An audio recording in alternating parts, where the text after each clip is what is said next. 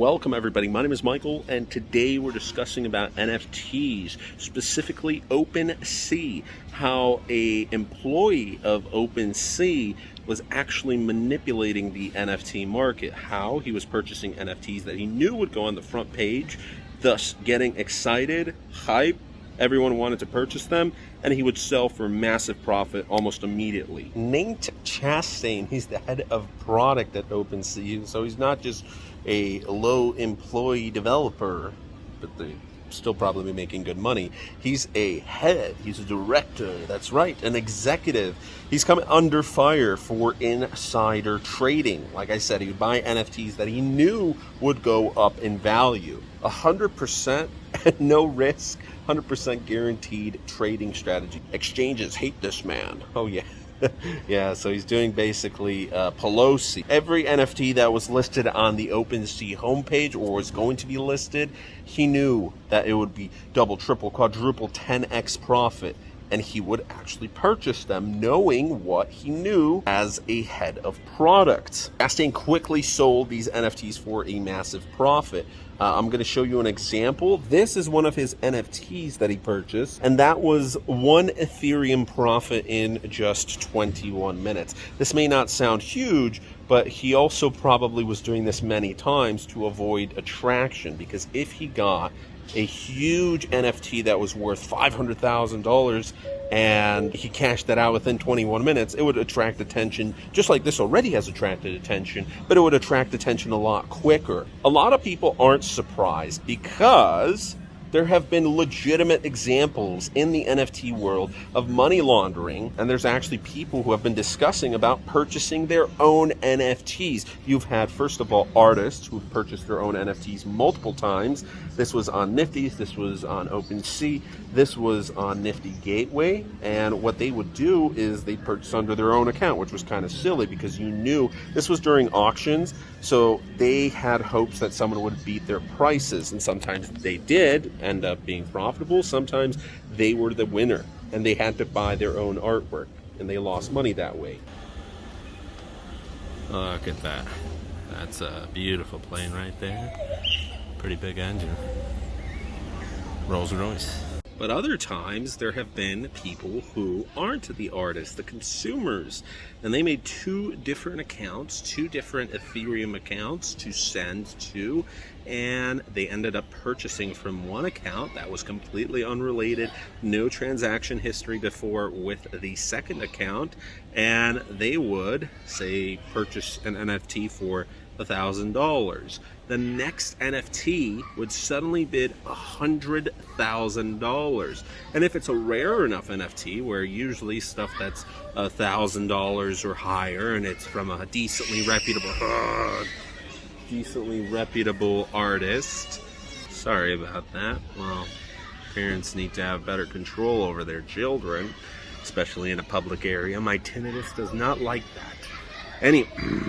There's more.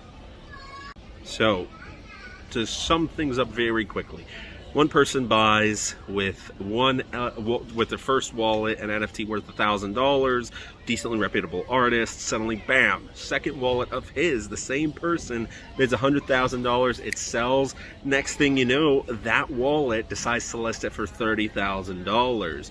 What do you think? Someone who just saw, hey, 2 different wallets have decided this NFT is valued something. One said $1,000, the next said, you know what, it's profitable, it's 100x. But he decides to list it for $30,000. So noisy, jeez Louise.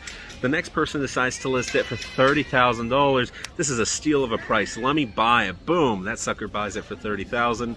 Really, it was worth $1,000, maybe $1,200, maybe $1,500 if it really appreciated. And then he overpaid for it. But he didn't check out the transaction history enough. Maybe he wasn't too skeptical. Trust me, there's a lot of hype. And for the average person, this might seem pretty crazy, but there's been a lot of cases where people have overpaid for NFTs. Hello, I'm an individual who overpaid for an NFT. I paid $1,500 for one NFT that ended up selling for a few $100s.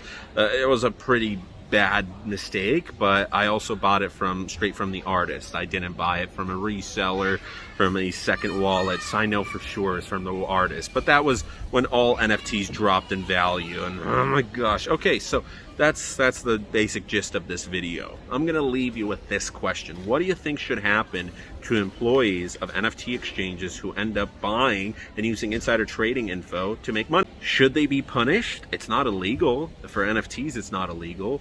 There's no rules. I mean, there's nothing right now, at least. There's probably going to be something in the future, but do you think they should be punished, or do you think it's just fair game? Because there's also manipulation happening not from employees and even from the artists themselves, and there's money laundering, and there's a fair amount of problems. Not to say that NFTs are bad. I'm a supporter of NFTs, most NFTs, not all. There's some that are really bad, but yeah, thanks so much for watching today's video. See you guys tomorrow. Bye. Look at that. That's our baggage. What the heck is that? That's pretty cool. Wonder what that is. Yeah. Really, really cool design. But that's not my plane. My plane's a few over. There's one starting right now. I love going on Flight Radar 24 to check out which planes are going where. But yeah, wish me luck. Hopefully we don't fall down.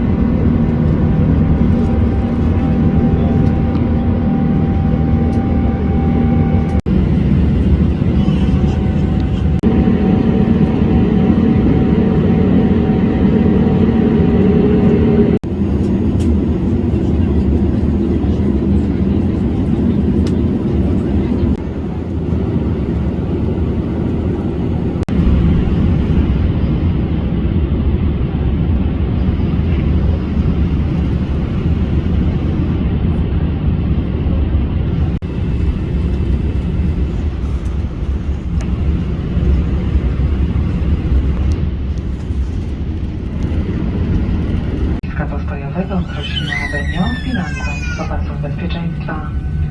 Przed wyjściem z samolotu prosimy o sprawdzenie